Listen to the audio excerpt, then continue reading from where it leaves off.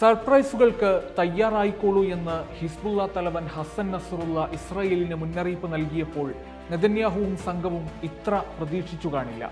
ഫലസ്തീന് നിരുപാധികം പിന്തുണ പ്രഖ്യാപിച്ചിരിക്കുന്ന ഇറാൻ പിന്തുണയുള്ള ഹിസ്ബുള്ള ഇസ്രായേലിനെതിരെ ആക്രമണം വ്യാപിപ്പിച്ചിരിക്കുകയാണ്. ലെബനന്റെ അതിർത്തി പ്രദേശങ്ങളിൽ കൂടുതൽ ആളപായങ്ങൾ ഉണ്ടായതായും വീടുകളും വസ്തുക്കളും നശിപ്പിക്കപ്പെട്ടതായും റിപ്പോർട്ടുകളുണ്ട്. അധിനിവേശ ഗോലാൻ കുന്നുകളിലെ ഇസ്രായേൽ സൈനിക കേന്ദ്രങ്ങൾ തുടർച്ചയായ രണ്ടാം ദിവസവും ഹിസ്ബുള്ള അതിസാഹസികമായി ആക്രമിച്ചു. ഏകദേശം 40 റോക്കറ്റുകൾ ലെബനൻ പ്രദേശത്തു നിന്ന് ഗോലാൻ കുന്നുകളിലേക്ക് ഹിസ്ബുള്ള വിക്ഷേപിച്ചതായാണ് കണക്കുകൾ.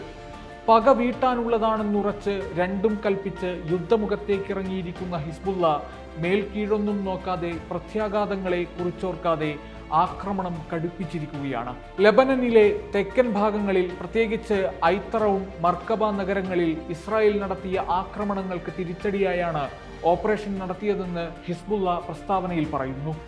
ഗോലാൻ കുന്നുകളിലെ സൗറയിൽ ഇസ്രായേലിന്റെ പീരങ്കി കേന്ദ്രങ്ങൾ ലക്ഷ്യമിട്ടായിരുന്നു ഹിസ്ബുള്ളയുടെ സാഹസിക ഓപ്പറേഷൻ. കത്യുഷ റോക്കറ്റുകൾ പ്രദേശത്ത് ചുറ്റും വിന്യസിച്ച് ഇസ്രായേലിന് ഹിസ്ബുള്ള പോരാളികൾ അപ്രതീക്ഷിത തിരിച്ചടി നൽകി. മജിദൽ ഷാംസ് പ്രദേശത്തും ഗോലാനിലെ ചുറ്റുപാടുകളിലും അലാറം സൈറണുകളെന്ന് തോന്നിക്കുന്ന ശബ്ദം കേട്ടതായും ഡ്രോണുകൾക്ക് പുറമെ ഗോലാൻ കുന്നുകളിൽ 10 മിസൈൽ വിക്ഷേപണങ്ങൾ ഉണ്ടായതായും ഇസ്രായേലി ആർമി റേഡിയോ റിപ്പോർട്ട് ചെയ്തു. സൗറയിലെ തുറസായ സ്ഥലങ്ങളിൽ നിരവധി റോക്കറ്റുകൾ പതിച്ചതിനെ തുടർന്ന് വടക്കൻ ഗോലാനിൽ കാര്യമായ തീപിടുത്തമുണ്ടായതായി മറ്റു ഇസ്രായേലി മാധ്യമങ്ങളും റിപ്പോർട്ട് ചെയ്തിട്ടുണ്ട്.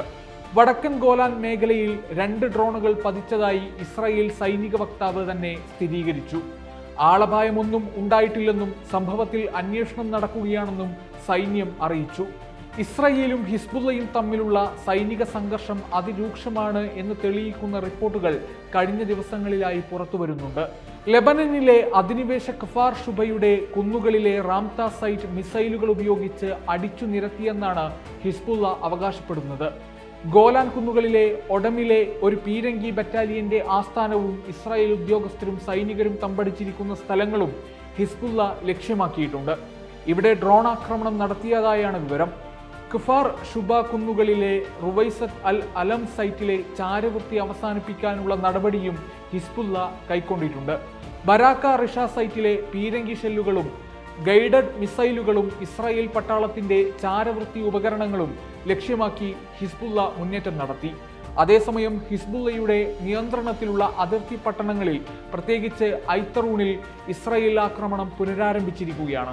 നഗരത്തിലുണ്ടായ ഡ്രോൺ ആക്രമണത്തിൽ ഹുമിൻ എൽ തഹ്ത സ്വദേശികളായ അലി ഖലീൽ ഹമദ്, റദ്വാൻ അലി ഇസ എന്നിവർ കൊല്ലപ്പെട്ടു. ഇസ്രായേൽ ഡ്രോണുകൾ ലെബനനിലെ ഹുലയെയും തായ്ബയെയും ലക്ഷ്യം വെച്ചിരിക്കുകയാണ്. നഖുറയുടെയും അൽ ജബൈന്റെയും പ്രാന്തപ്രദേശങ്ങളും ഖിയാം പട്ടണവും ഇസ്രായേലിന്റെ പീരങ്കി ഷെല്ലാക്രമണത്തിന് വിധേയമാക്കപ്പെട്ടു. ഇസ്രായേലി സൈനിക വിമാനങ്ങൾ ലെബനീസ് വ്യോമാതിർത്തി ലംഘിക്കുന്നതും തുടരുകയാണ്. ബെയ്റൂത്തിന് മുകളിൽ ഇന്നലെ താഴ്ന്ന നിലയിൽ വിമാനങ്ങൾ സഞ്ചരിച്ചതായി സ്ഥിരീകരിച്ചിട്ടുണ്ട്.